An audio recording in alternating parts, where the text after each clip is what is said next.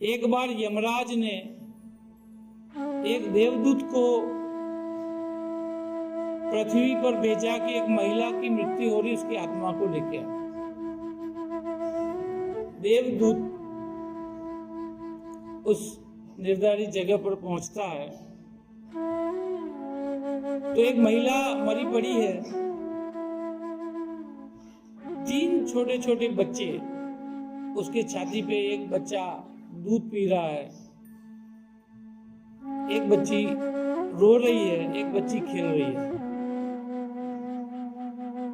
तीनों बच्चियां उस मृत महिला के शरीर पर देख करके देवदूत को दया आ जाती है और वह सोचता है कि ईश्वर ने क्या किया, इस मां को मार दिया, इन 3 बच्चियों का क्या होगा। बड़ा दुखी हो जाता। वो महिला की आत्मा को लेकर के जब वहां पहुंचता है यमराज के पास, तो उन्हें कहता है कि यमराज, ये हमने गलत किया है। इस महिला की मृत्यु हो जाने से उन 3 बेटियां जो उसकी थी, कन्याएं थी, उनकी अकारण मृत्यु हो जाएगी, उनका जीवन समाप्त हो जाएगा, जीवन खराब हो जाएगा। हमें उस महिला को जीवन दान देना चाहिए। यमराज उसकी बात सुनकर के हंसते हैं और कहते हैं कि हे देवदूत, तुमने ईश्वर की व्यवस्था पे सवाल उठाया। ईश्वर क्या सोच रहे हैं उस पे तुम्हें जाने की जरूरत नहीं थी, तुम्हें तो अपना कर्म करना था। तुम्हें पृथ्वी लोक पे वापस भेजता हूं, और जब तुम 3 बार हंसोगे तब तुम वापस देवदूत बन करके लौटोगे। यूं कहते ही देवदूत पृथ्वी लोक पर पहुंच जाता है और वो बिना कपड़े के वही जमीन पर पड़ा होता है। सर्दी का मौसम है। एक मोची अपने कुछ कपड़े अपने बच्चों के लिए, अपने लिए सिलवाने के लिए लेकर के दर्जी के पास जा रहा होता है। तो जब वो देखता है कि एक नग्न सा व्यक्ति यहाँ पड़ा है, सर्दी में ठिठुर रहा है, तो वह उसे अपने कपड़े दे देता है कि हे व्यक्ति, तुम्हारी ये दशा क्यों है मुझे नहीं पता, कि तुम ये कपड़े पहन लो, इस ठंड में ठिठुर के मर जाओगे, और मेरा ये कंबल है उसको भी ओढ़ लो, तुम्हें बहुत सर्दी लग रही है। वो व्यक्ति, देवदूत, उठता है और वो कपड़े पहन लेता है। तो वो मोची से पूछता है कि भाई तुम कहाँ के हो, क्या है। वो कहता है कि नहीं, मेरा तो यहाँ कोई है नहीं, मैं तो अकेला ही हूँ, ऐसा हूँ। तो मोची कहता है कि फिर ऐसा करो कि तुम मेरे साथ मेरे घर चलो, मेरे साथ ही रहना और मेरे कार्य में हाथ बटाना, हम मिल करके काम करेंगे। लेकिन एक बात का ध्यान रखना कि जब अपन घर जाएंगे तो मेरी पत्नी बहुत बुरा भला कहेगी, तुम्हें भी कहेगी और मुझे भी कहेगी। तो तुम शांत रहना, तुम कोई जवाब मत देना, शांति से बैठे रहना। थोड़ी देर बाद वो भी शांत हो जाएगी, उसके बाद सब चलेगा।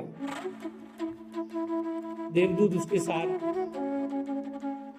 मोची के घर चला जाता है। जब मोची अपनी पत्नी को कहता है कि ये बेचारा नग्न अवस्था में वहां पड़ा था, तो मैंने अपने कपड़े उसको दे दिए और ये थोड़ा कंबल ओढ़ाया, उसको लेके आया, वो अपने साथ रहेगा। ये सुनते ही मोची की पत्नी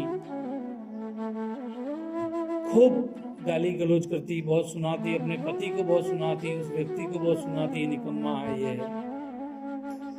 तो देवदूत उसकी गाली देने के बाद मन ही मन सोचता है ये क्या मूर्ख महिला है कि मैं इसके घर आया तो मैं तो देवदूत, उसके बाद अब इसके घर पे गरीबी नहीं रहेगी, इस पे घर पे संपन्नता आने वाली है, पैसे बरसने वाले हैं, धन बरसने वाला है, ये समझ नहीं रही है और ये गालियां दे रही है। इस बात पे वो जोर से हंसता।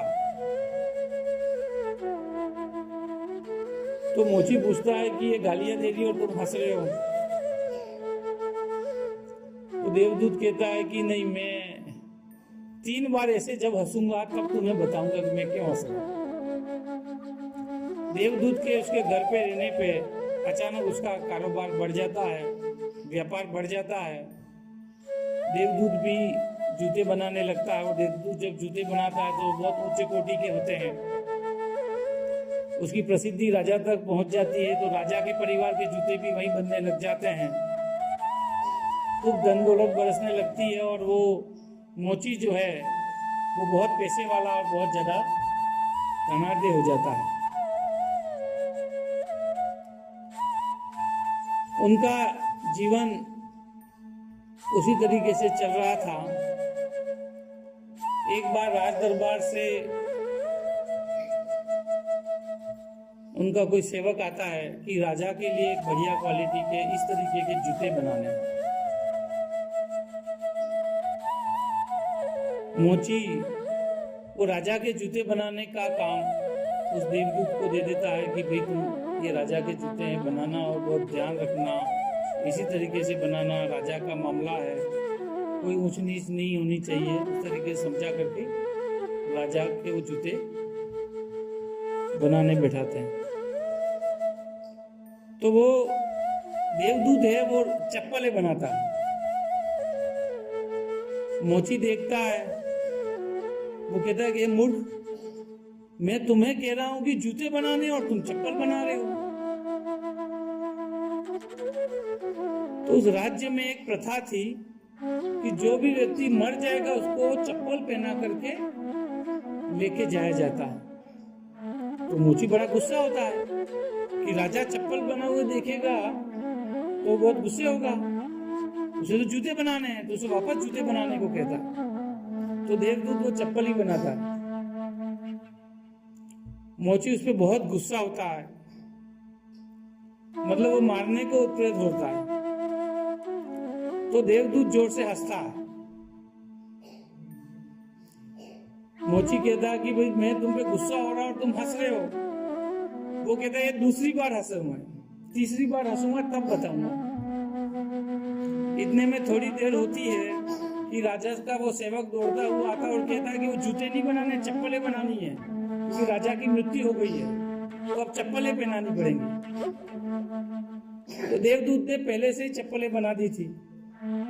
चप्पलें ले जाते हैं, राजा को पहनाते हैं, ले जाते हैं। फिर कुछ समय होता है, एक महिला के घर में शादी थी, अपनी 3 बेटियां थी, उनको शादी का उत्सव चल रहा था। तो उन तीनों बेटियों के लिए जूते बनवाने के लिए, नवविवाहिता जो होती है उसके जूते बनाने के लिए ऑर्डर देने के लिए उस मोची की दुकान पे वो आती है।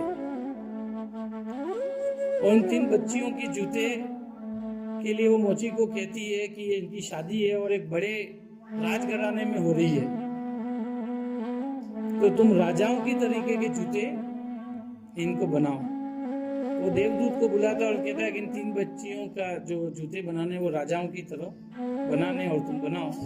तो देवदूत जब देखता है उन 3 बच्चियों को तो वो उसको समझ में आ जाता है कि वो 3 ही वही बच्चियां हैं जिनको आत्मा, जिस महिला की आत्मा को लेने गया था, और 3 छोटी बच्चियां तड़प रही थी, वो वही 3 बच्चियां उस देवदूत को समझ में आ जाता है। तो उस महिला को पूछता है कि ये बूढ़ी महिला, ये बच्चियां तो तुम्हारी है नहीं, तो ये कौन है, क्या है? तो महिला कहती है कि मैं इस शहर की बड़े सेठ की पत्नी थी और हमारा जो है कोई बच्चे नहीं थे। संयोग से हमारे पड़ोस की एक महिला थी, वो मर गई, उसके आगे पूछे कोई था नहीं, तो इन 3 बच्चियों को हमने गोद ले लिया। इन 3 बच्चों को हमारी बेटियों की तरह बड़ा किया है और अब इनके राज परिवार में शादी होने वाली है। तब देवदूत समझता है कि ईश्वर की क्या विधान था और क्या व्यवस्था थी। वो समझता है कि यदि वो महिला जिंदा रहती तो इन 3 बच्चों का पूरा जीवन गरीबी में कटता, पूरा जीवन व्यर्थ जाता। लेकिन उस महिला की मृत्यु की वजह से उन तीनों बेटियों का जीवन एक सेठ घर में लालन पालन होता है और एक राजा के घर में शादी हो रही है। वो ईश्वर ने व्यवस्था करके रखी थी।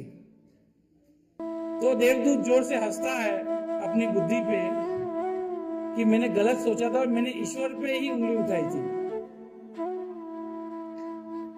तो मोची पूछता है कि अब तुमने 3 बार हंस लिया, अब बता दो मुझे। तो देवदूत उसको पूरी बात बताता है और कहता है कि मैं देवदूत हूं और मैंने ईश्वर की व्यवस्था पे ही उंगली उठाई थी, इसलिए मुझे यहाँ तुम्हारे पास आना पड़ा और तुम्हारे पास काम करना पड़ा। अब मैं जा रहा हूं। तो आप सोचिए कि ईश्वर ने हमारे लिए यदि कोई और व्यवस्था बिठाई है तो आप उसमें सवाल मत उठाइए, आप उस धारा में बहते जाइए। हो सकता है आपको जो किनारा मिलने वाला हो वो ज्यादा ऊंचा हो, ज्यादा अच्छा हो, आपके लिए ज्यादा उपयोगी हो, क्योंकि कई बार हम हमारे भविष्य के बारे में नहीं सोच सकते वो ईश्वर ने हमारे लिए क्या तय कर रखा है। तो आप ये प्रयास करिए कि हम वर्तमान में जो कर्म कर रहे हैं उन कर्मों में सत्कर्म ही करें, अच्छे कर्म करें, जिससे हमारा भविष्य जो है वो अच्छे तरीके से निरूपित हो और हम भविष्य हमारा अच्छा हो। भविष्य की चिंता में यदि आज हम वर्तमान खराब करेंगे तो यदि वर्तमान खराब हुआ तो भविष्य निश्चित रूप से खराब होगा। इस बात का जरूर ध्यान रखें।